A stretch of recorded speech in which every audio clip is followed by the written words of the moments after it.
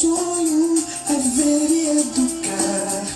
A vida abre as portas para um mundo bem melhor. Direto do canal Chupa Essa Manga, aqui estou eu, Professor Jean. Agora é Rede Salesiana de Escolas. Olha aqui, olha aqui. Tá dando pra focar aí? Chupou essa manga. Tá ouvindo aí, ó? Crescendo e ensinando. Valorizando o quê? Valorizando o ser humano, seguindo, Lutando pra construir um mundo melhor. mais verdade.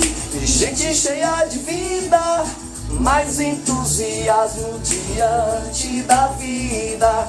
É do canal Chupa Essa Manga que agora começa a revisão do 8º ano, História. Beleza, vou baixar aqui agora o fundo musical. Tá certo? Patrocínio Rede Salesiana de Escolas, meu amigo. Eu quero agradecer aqui a minha coordenadora, a digníssima coordenadora Elda Campos, Dona Elda Campos, que só existe uma Campos, é a Elda Campos, entendeu aí como é que é o negócio? Então pronto, gente, vamos começar agora a nossa revisão agora. Você tem que chupar essa manga agora bem docinha agora. Só recapitulando aqui rapidamente, o nosso conteúdo programático é justamente qual? Capítulo 1, que foi da nossa primeira prova parcial, aquela que tem 8 questões. Você já sabe o que fazer, eu já lhe dei o toque, né? Você estuda pela prova parcial. Pelo amor de Deus, não erra não, não vacila não, não vai chupar uma manga verde. É para chupar docinha. Tranquilo? Você vai ouvir aqui som de moto, som de carro passando, som de avião, som de jumento. O Satanás passa, mas presta atenção aqui na aula. O importante agora é a revisão agora. Tranquilo? E o que mais? O capítulo 2, que é o capítulo inédito. No nosso capítulo 2 é a Revolução Inglesa. Capítulo 2, Revolução Inglesa. Não esquece, nós temos 2 filmes, não é? A Outra Garota Bolena e nós temos o filme Elizabeth, que conta os 5 primeiros anos do reinado da famosíssima Elizabeth. A Elizabeth I. Não mistura, não é a segunda. Não é essa que está no poder hoje. Elizabeth I da Inglaterra. Beleza? A famosíssima Rainha Virgem. Então vamos arrochar esse negócio aqui. Você já sabe o que vai fazer do capítulo 1, então vamos arrochar aqui o capítulo 2. Tudo bem? Então pronto. Já disse aqui o meu conteúdo programático, então deixa eu ir aqui pro meu material aqui pra gente trabalhar esse negócio bonitinho, direitinho, tranquilo, profissional, bacana. Então vamos lá. Meu amigo, você não pode esquecer que um negócio aqui fantástico sobre a história da Revolução Inglesa. Eu vou pegar esse materialzinho aqui. Olha. Esse materialzinho aqui que você recebeu, esse TD, tá certo? Ó. Monarquias centralizadas. A Revolução Inglesa. Você não pode esquecer de olhar para esse material aqui, esse TD aqui, importantíssimo. E você sabe que nesse material nós temos uma sequência das monarquias. Tudor, a dinastia Tudor. Nós temos a dinastia Stuart. E nós temos também uma espécie de uma dinastia republicana chamada Cromwell. Até findar-se aqui a dinastia Stuart com a Ana, que era irmã da Maria II, filha de Jaime II.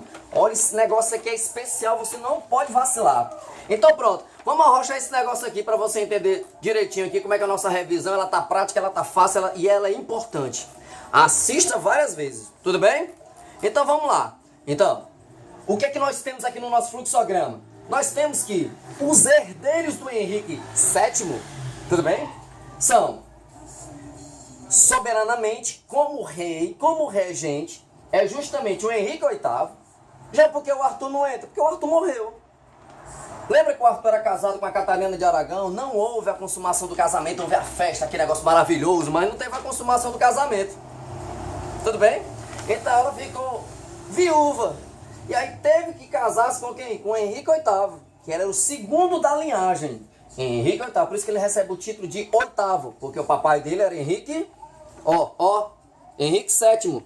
Então bem, com o casamento de Henrique VIII com a Catarina de Aragão, nós temos a primeira herdeira do Henrique VIII. Olha o nome dela, Mary. A princesa Mary, a princesa Maria ou a princesa Maria I. Jean, por que é Maria I? Porque lá embaixo no fluxograma, Maria II, que é da dinastia Stuart, ela é rainha. Então, aí mudou o quê? Mudou só o título, que ela não quis mudar o nome. Então pronto, Maria II. Mas aqui no caso, voltando para o assunto, Maria I ou Mary está na linhagem. Já temos uma herdeira. Você lembra lá no filme, quando a gente começou a assistir o filme A Outra Garota Bolena, quando colocou aquela cena lá da famosíssima Catarina de Aragão, deitada na cama, ela tinha acabado de ter o filho, um menino, e ele morreu. Aí vem uma meninazinha ficar ao lado dela, na cama, e aí o que é que ela diz? Você não vai ter um herdeiro para pacificar o trono na Inglaterra. Logo, logo, Henrique VIII, tá certo? O Henrique VIII arrumou logo uma namorada, começou a arrumar namoradas. E aí ele queria uma outra esposa, ele não queria mais a Catarina de Aragão, tá certo? E aí você sabe, pelas próprias características que Henrique VIII recebeu, tá certo? A própria história tradicional classifica isso, que ele era um monarca bonito, o cara era culto, o cara falava várias línguas, tá certo? E aí, mas só que você tem que entender que ele queria uma nova esposa, porque ele achava que a Catarina de Aragão não tinha saúde suficiente para lhe dar um herdeiro. Aí entra na história, entra na jogada do filme todinho ali, o quê? Entra a famosa Ana Bolena, a família Bolena, tá certo? Ana Bolena, que tinha um irmão chamado George Bolena, e tinha aquela irmãzinha dela chamada Maria Bolena. Então vamos misturar as Maria, que é Maria que até dá uma dor. Então pronto. Mas a história mesmo, ela se passa através da Ana Bolena. Porque a história da Ana, meu amigo, mudou a história da Inglaterra. O casamento da Ana Bolena com Henrique VIII mudou a história da face da Inglaterra. Por quê, gente? Por que mudou? Porque Henrique VIII quis casar-se com a Ana Bolena e não podia. Porque ele era casado com a Catarina de Aragão. E você sabe que o casamento nessa época aqui, principalmente nessa época, um casamento católico. E olha, a base papal, boa parte dos papas eram da Espanha. E aí o Papa não autorizou o quê? A dissolução do casamento. Porque sabia que a Inglaterra se isolaria politicamente e religiosamente. De quê? Do domínio católico. Então não autorizou o quê? A dissolução do casamento. Logo, Henrique VIII rompe com a Igreja Católica, cria a famosa Igreja Anglicana. Não esquece uma observação importante. A Europa estava sendo incendiada por religiões protestantes. E a primária, tá certo, histórica, você já sabe, você estudou no ano passado, no 7º ano, que é justamente a luterana. Martinho Lutero, monge Martinho Lutero, é o grande líder da reforma protestante. Tudo bem? Só tinha essa? Tinha mais outra. Qual era a outra? Calvinista. Jean Calvino. Como é que eles eram apelidados? Puritanos. Então os caras eram apelidados de puritanos. Então, mas a questão toda é essa. Henrique VIII cria a nova igreja da Inglaterra, a anglicana. E ele, através do documento chamado Ato de Supremacia, ele passa a ser chefe da nova religião da Inglaterra. Tá certo? A nova religião da Inglaterra. Então, rompe com a igreja católica, cria uma nova igreja e casa-se com a Ana. Ana lhe dá uma outra herdeira, porque ele já tinha uma, que é a Mary. Uma observação, a Mary é católica, tudo bem? Mas agora, a nova herdeira, com o segundo casamento de Henrique VIII, com a Ana Bolena, nasce Elizabeth. Ela coloca esse nome em homenagem à sua mãe, que chamava-se Elizabeth Howard, né? E aí o que é que acontece? Ela recebe essa homenagem, dá um nomezinho de Elizabeth I. Por que primeira, Jean? Porque a rainha que está no poder hoje, tá certo? É Elizabeth II. Ela não mudou o nome, mudou o título. Segunda. Elizabeth I aqui, ó. Tá certo? Na historinha dos Tudors. Tudo bem? E aí com a Ana Bolena, o que é que aconteceu? Com a Ana Bolena, nasce Elizabeth, outra mulher. Aí você lembra de uma cena importante que o Henrique VIII aparece lá para ver a filha que nasceu, né? Que ele esperava era um menino, né? Aquela coisa toda. Aí chegou lá e disse assim, a criança é saudável, bem rígido, bem aquela característica de um rei absolutista, autoritário. Tá certo? Ele chegou e disse assim, não, a criança é saudável. O pai dela disse, é saudável. Né? E aí disse, não, então pronto, se a criança é saudável, então você é saudável para me dar um herdeiro. Porque mulher por mulher ele já tinha quem? Já tinha Mary. Ele não queria Elizabeth no trono. Então ele queria, era um homem no trono. Tá certo? Mas aí, o que é que acontece? Na história, na trama toda, Ana Bolena precisava engravidar novamente. Fica grávida, né? E aí perde a criança. Aborta a criança. Não conta logo pro rei. E planeja, juntamente com seu irmão George Bolena, incesto. Presta atenção. Incesto.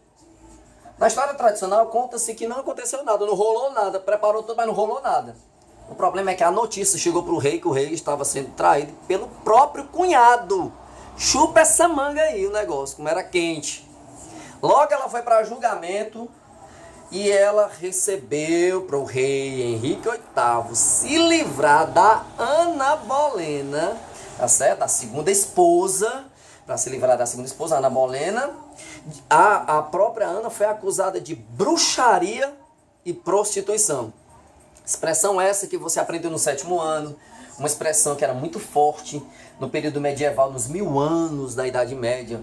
As mulheres eram taxadas de bruxaria, tá certo? Houve uma perseguição implacável às mulheres, muitas mulheres foram queimadas, foram torturadas, tudo bem?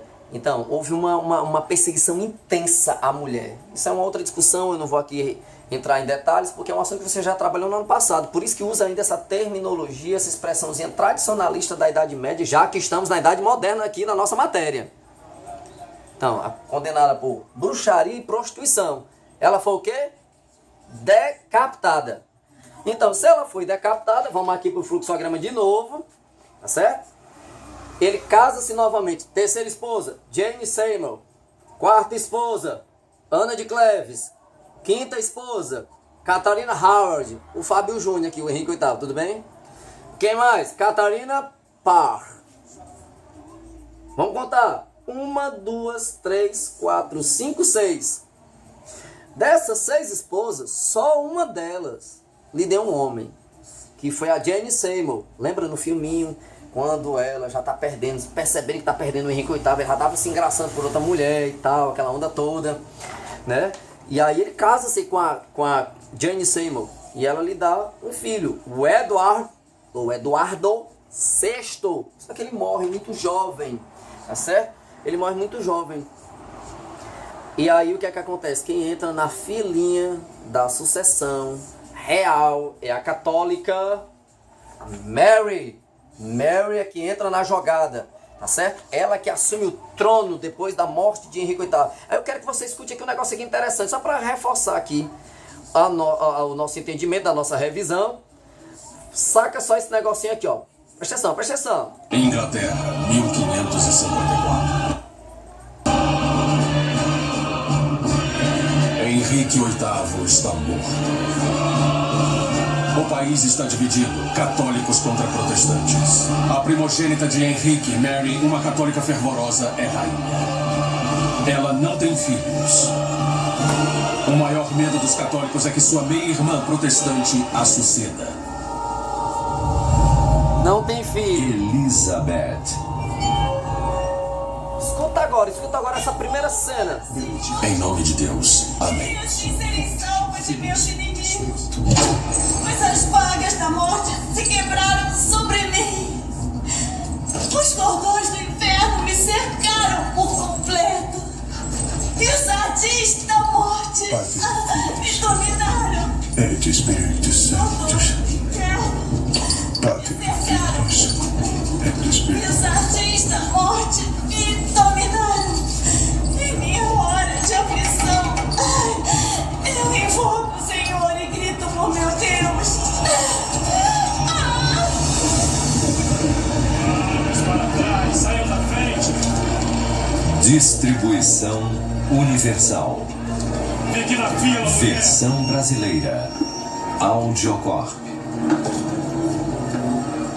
Por ordem de suas benévolas majestades, a Rainha Mary e o Rei Felipe, nós estamos aqui para testemunhar a morte desses protestantes hereges que negaram a autoridade da única e verdadeira Igreja Católica e de sua santidade o Papa. Que eles queimem por toda a eternidade nas chamas do inferno. Pater, Filius et Spiritus Sanctus, benedicat omnipotens Deus. Pater, Filius et Spiritus Sanctus, benedicat omnipotens Deus. Pater, Filius et Spiritus Sanctus, benedicat. Então você já sabe o desenrolar da cena, estão sendo queimados. E você entendeu a narraçãozinha toda do que ele fala. Então é o governo aqui da Mary. Então no governo da Mary, meu amigo, houve perseguição religiosa grande demais. Ela chegava a dizer que a própria Elizabeth I era filha daquela prostituta. Quem era a prostituta que ela falava? A Ana Bolena, que havia causado o fim do casamento da mãe dela, Catarina de Aragão, com Henrique VIII. E qual era o maior temor da Mary? Da Maria I? Era que quando ela morresse, porque ela tinha câncer, ela tinha um tumor, é que a sua meia-irmã, por parte de pai, por ser anglicana, protestante, governasse a Inglaterra, porque a Inglaterra estava dividida desde o casamento do Henrique VIII com a Ana. Mas agora a Mary está governando, ela começa a perseguir quem? Começa a perseguir protestantes. Então, meu amigo, depois do casamento de Henrique VIII com a Ana Bolena, meu amigo, a perseguição religiosa foi implacável. Tudo bem? Então houve essa perseguição mesmo, tá certo? Então o país estava dividido mesmo entre católicos e protestantes, tá certo? E eram perseguidos e queimados como hereges. Hereges, H-E-R-E-G-E-S, hereges. Porque negavam a fé católica. Porque os caras negavam a fé católica. Então, eles admitiam e acreditavam que a única fé verdadeira era a fé católica. Então, quem não fosse, executado, como acontece no filme. Mas aí você sabe, né? Deixa eu mudar aqui para o negócio ficar aqui mais profissional. Então, você sabe que dentro desse desenrolar todo, depois que a Mary morre, quem vai assumir, meu amigo, de fato, é justamente a Elizabeth. Não teve como, cara. Não teve como a Elizabeth assumir mesmo, de fato, o trono na Inglaterra. Então aquele maior temor que a Maria tinha acabou por acontecer. Tá certo? Acabou por acontecer. Não tinha como, cara. Tá certo? E outra coisa importante, o próprio Henrique VIII, quando governou, tá certo? Que ele vem da linhagem do pai dele, o Henrique VII. Olha só pra você ver, Henrique VIII, como eu disse, um cara que era muito culto, as mulheres se rasgavam diante dele, porque o cara era muito bonito, falava vários idiomas e toda essa onda toda. Então, ele conseguiu aumentar a frota britânica, que só tinha 5 navios, para 53. Chupa essa manga aí. Tá certo? Mas não era pacífico. O governo dele não era pacífico, porque ele era o quê? Um absolutista. Todos foram absolutistas aqui. A guerra toda, a briga toda, eram duas coisas importantes na Revolução Inglesa. Era o absolutismo monárquico e a religião. A briga feia era essa. E ela se agravou, ela aumentou. Foi adicionado mais um problema depois do casamento do Henrique VIII com a Ana Bolena por causa do protestantismo, que entra na Inglaterra. Mas o absolutismo já era um problema, muito anterior. Porque todos eram absolutistas. Tinha aquela ideia que tinham sido escolhidos por Deus. Tá certo? Então eram reis autoritários. O próprio Nicolau Maquiavel, que escreveu um livro chamado O Príncipe, ele dizia no começo que o rei deveria ser amado e temido. No final das contas, ele percebeu, acho que eu perdi, foi um juízo. Era impossível ser temido e amado ao mesmo tempo. Aí ele corrige e diz assim, não, o rei deve ser temido e não amado. Chupa essa manga aí, meu irmão. Isso foi característico de todos os reis, de todos esses daqui que estão bonitinhos aqui na planilhazinha aqui, ó. Tá certo? Desses fluxogramas que você recebeu como TD. Todos foram assim. Daí, no final das contas, se chamar a Revolução Gloriosa, que era o quê? Sepultar o absolutismo. E que teria voz política como soberana na nação? O parlamento. Por isso que a briga toda era essa. Então vai mudando de monarcas e a coisa vai piorando. E ela vai piorando agora segundo as suas respectivas religiões de cada rei que chegava ao trono. No caso aqui, tá certo? No caso aqui da Elizabeth I, tá certo? É que a coisa começa a ter umas diferençazinhas aqui. Porque naquele filme que nós assistimos, o Elizabeth, certo? Que conta os 5 primeiros anos do governo, que você ouviu essa narraçãozinha aí comigo, os 5 primeiros anos do governo da Elizabeth, os outros 40 anos, meu amigo, ó, totaliza 45 anos. Então o governo da Elizabeth foi 45 anos ao total. E nesse governo aqui de 45 anos, houve uma grande prosperidade para a Inglaterra. Nas manufaturas, nas navegações, a própria conquista das 13 colônias, que vai dar cabo mais tarde aos Estados Unidos da América. Tá certo? Houve uma grande promoção. Ela promoveu a pirataria, que era justamente o ataque aos navios espanhóis que vinham da América, lotados de ouro. Tá tudo no governo dela e do seu primo escocês, o Jaime I. Pera aí, Jean, tem um negócio aqui, Pera aí, deixa eu entender. Cadê o filho da Elizabeth? Ela não teve filho, ela é a rainha virgem. Tá certo? Deixa eu pegar aqui outra coisa aqui importante aqui pra você entender aqui no finalzinho aqui. Que era aquela coisa, aquela maluquice do Henrique VIII de ter um herdeiro, daí esse monte de esposas. Eu quero pegar aqui um finalzinho aqui do filme aqui também, que nós assistimos, que também está sendo cobrado na nossa prova linda, maravilhosa, adoro, profissional, bacana. Deixa eu pegar aqui para você ouvir aqui essa narraçãozinha aqui, como ela é importantíssima. Escuta! Arruinado e desonrado, Sir Thomas Bolena morreu 2 anos depois.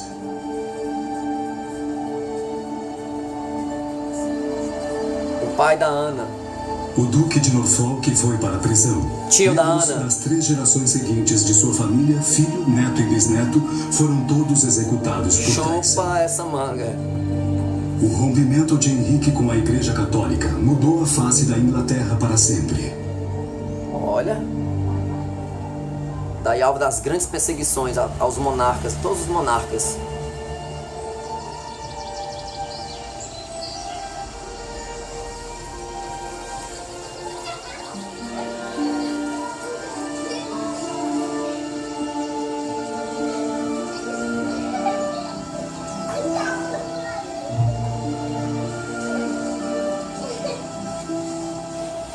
Maria casou-se com William Stafford e viveu feliz com ele, longe da corte até o fim de sua vida. É o que trabalha pro Sir Thomas Bolena, o pai da Ana, o pai da Maria e o pai do George.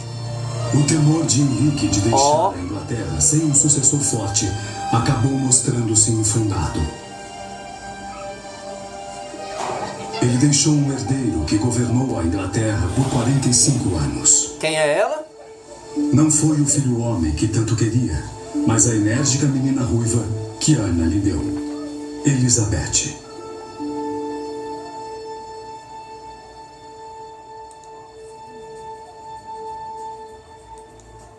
Entendeu aí? Elizabeth. Então, olha aqui. Ela que governa soberanamente, porque ela governa 45 anos, meu amigo. Mas aí você viu também no filme Elizabeth, tá certo? Que ela não casa-se. Havia uma imposição muito grande para que ela casasse. Ela tinha um amante. Você viu aquele amante lá que tal, que ela descobre depois que o cara era casado, né? E ela ficou lá muito triste com aquela situação. E ela disse que não entrava mais nenhum homem mais no trono da Inglaterra. Ela disse, eu não vou casar de jeito nenhum, não adianta vir para cima de mim. Ela, como uma rainha absolutista, como o papai dela também foi, ela disse, não entra mais nenhum homem aqui. Mas tem uma cena que chama a atenção aqui, que eu quero que você perceba aqui comigo, tá certo? Esse negócio aqui é interessante demais. Deixa eu procurar aqui pra você entender aqui o que eu tô falando. Escuta só aqui, deixa eu voltar aqui um pouquinho. Que é logo após as execuções dos seus inimigos, aqueles espanhóis que estavam infiltrados dentro do trono e tal, e que o chefe da segurança dela descobre e começa os assassinatos. Escuta só!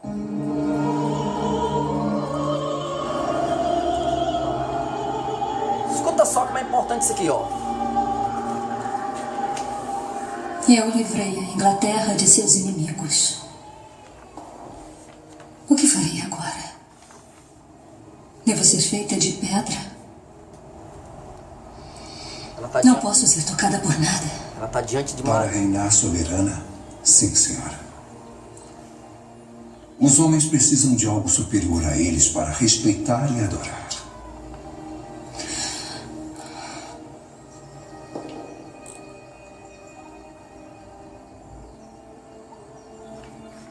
Eles precisam tocar o divino. Eita, meu irmão, ela tá diante da estátua de Maria, mãe de Jesus.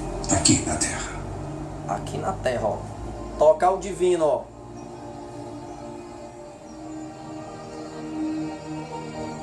Ela tem tanto poder sobre o coração dos homens.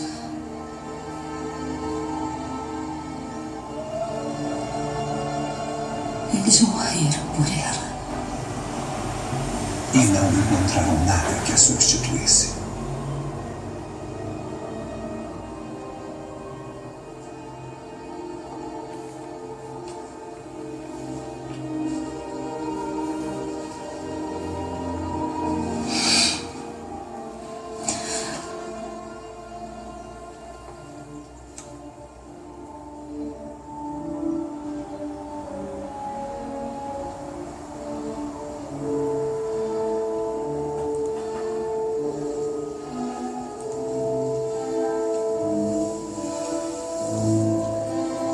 Aí você já sabe o que é que acontece depois, né?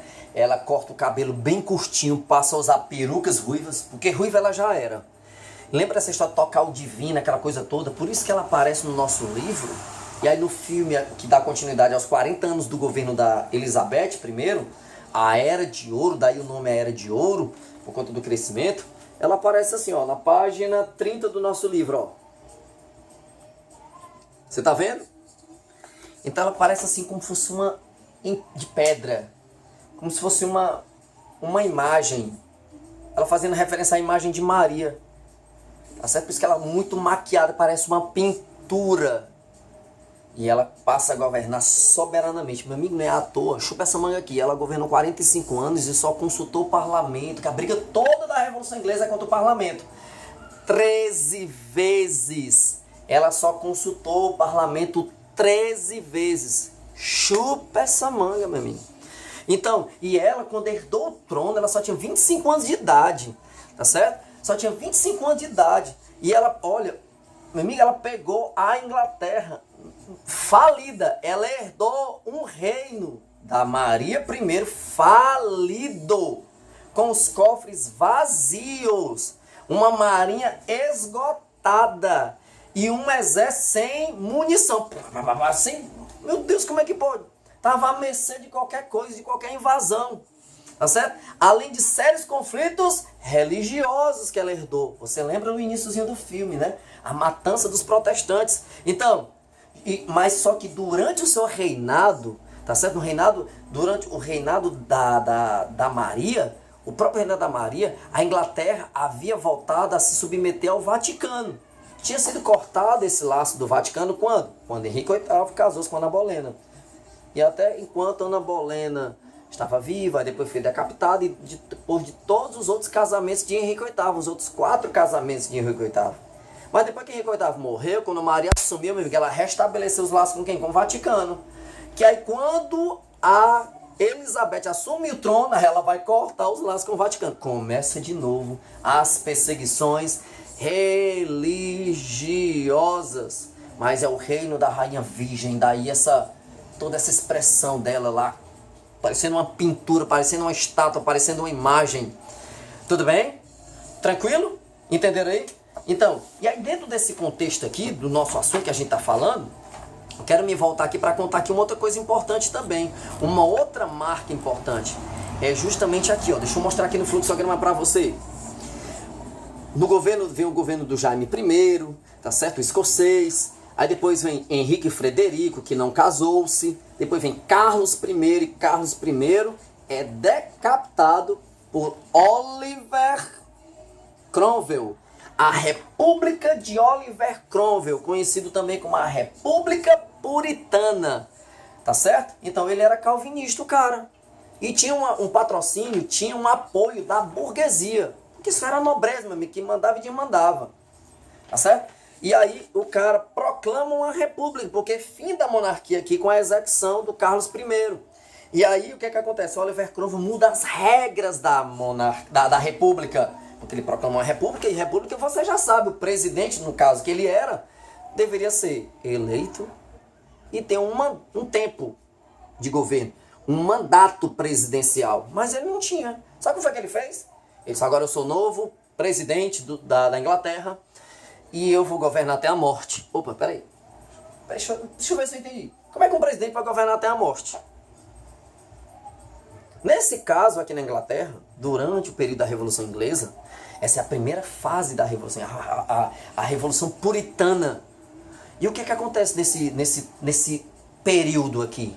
Ele muda as regras, mas se assemelha às regras do presidente da República à monarquia. Porque onde só existe governar até morrer e não ser eleito, é na monarquia.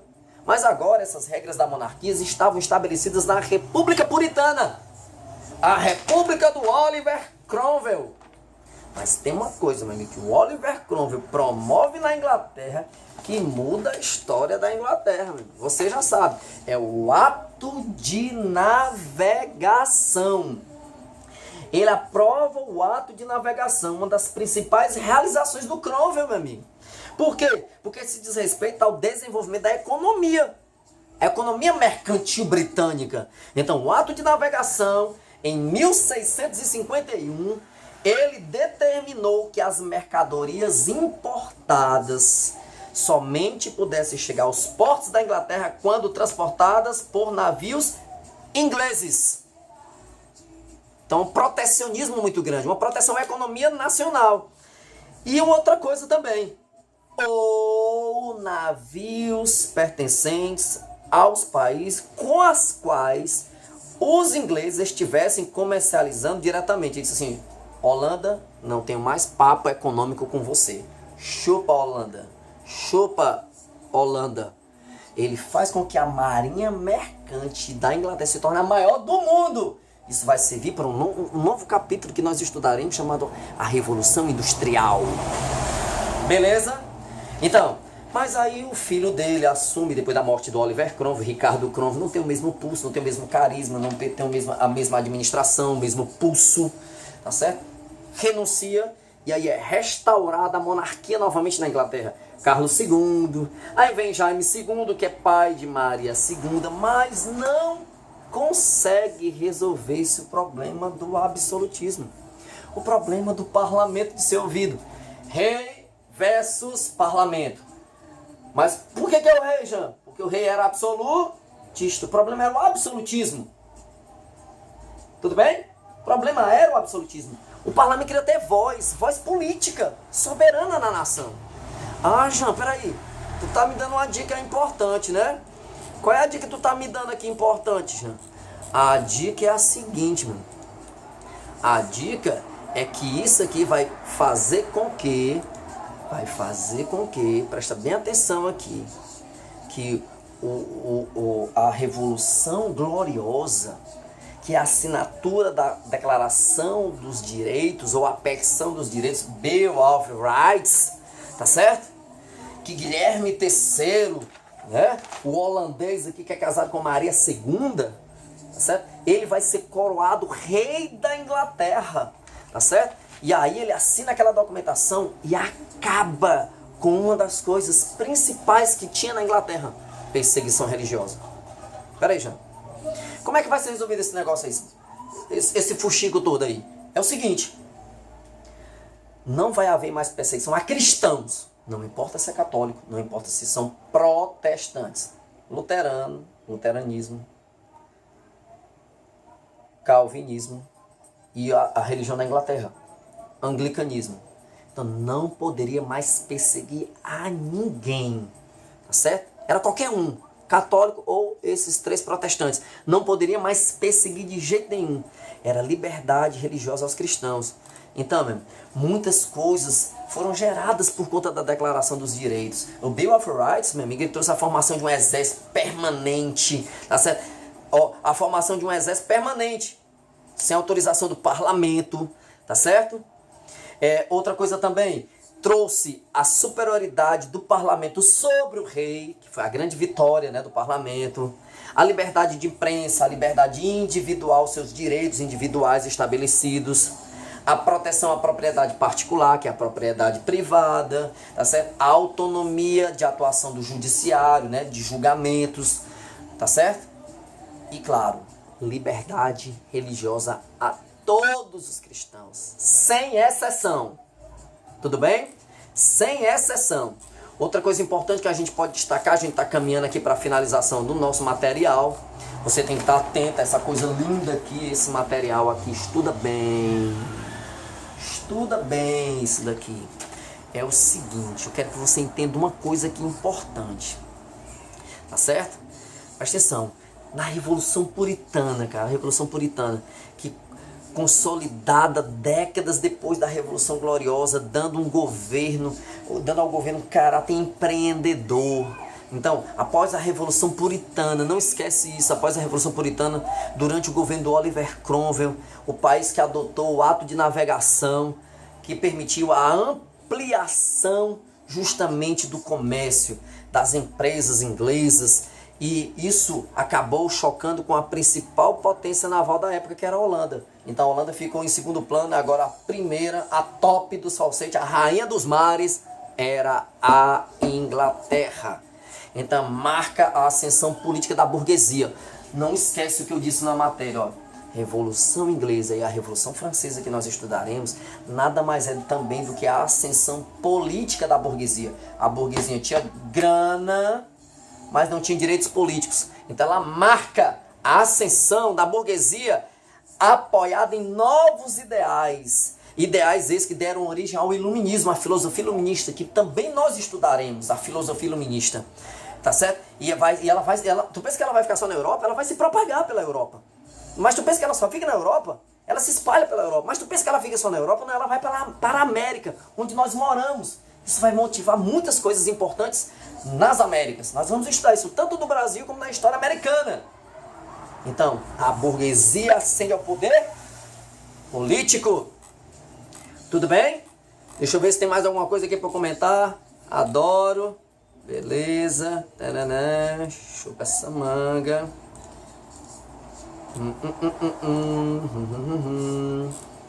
Beleza. Ai, falta só uma coisinha aqui. A gente falou muito sobre a questão da fé, que era sempre alvo de discussão, né? Por conta do rompimento, aquela coisa toda. Mas eu quero que você entenda a coisa. Onde é que estava articulada a fé em si? A nova fé, que era a fé anglicana, a fé que Henrique VIII implantou, ela na verdade era uma mistura, misturada. Tinha característica tanto do catolicismo quanto da religião calvinista, que eram os puritanos. Certo? E ela foi utilizada com sabedoria pela rainha, que valorizando o conteúdo calvinista, que eram os puritanos, pressionava de um lado a nobreza, e essa nobreza que era o quê? Religiosamente, a maioria era católica. Ao mesmo tempo que ela obtinha apoio da burguesia. E a burguesia, Jean, religiosamente, era de que lado? A maioria era calvinista. Por isso que era uma mistura. Chupou aí a mistura? Então a maioria dos burgueses eram calvinistas. Tranquilo? Então por isso que houve o anglicanismo era meio misturado com o puritanismo, que é o calvinismo, e o catolicismo. Tudo bem? Tranquilo? Deixa eu ver, adoro. Então, tá certo, adoro. Né? Absolutismo teve em todos, já até no Oliver Cromwell, mesmo sendo república, mesmo, porque a república tinha características monárquicas. Ele era um ditador dentro de uma república. Tá certo? Era como um presidente com coroa, que coisa doida, né? Tá certo? Mas a Revolução Gloriosa, minha amiga, ela é gloriosa mesmo, certo? Então, a Inglaterra se torna uma monarquia constitucional parlamentar, uma monarquia constitucional. E finalizando aqui o nosso material, tá certo? Assiste várias vezes esse material, quero aqui agradecer e lembrar aos meus monitores, tá certo? Aos meus monitores, a do 8º ano A, a Aline Maria, a Ana Beatriz, o João Felipe, a Luana Raquel, a Mariana Ximenes, a Mirela Jorge, a Nicole Jennifer, a Rebeca Mota, do 8º A, do 8º B, também a Ana Laide, a Ana Catarina, a Ellen Saraiva, a Gabriele Mapurunga, a Maria Gabriela, a Maria Liz, Sara Lima, Zildemar Mendonça, do 8º ano B, e findando com o 8º ano C, a Ana Vitória, a Lívia Rodrigues, Lucas Henrique, Nicole Maia e Yasmin de Fátima. Então, você que pegou essa revisão aqui, então, direto dos estúdios Chupa Essa Manga, você está pronto para fazer uma excelentíssima prova. E eu estou me despedindo aqui, tá certo? Com a Rede Salesiana de Escolas, Juvenal de Carvalho, História, 8º ano. Chupa essa manga, galera! Uhul! Rede Salesiana de Escolas. Rede Salesiana de Escolas. Rede Salesiana de Escolas.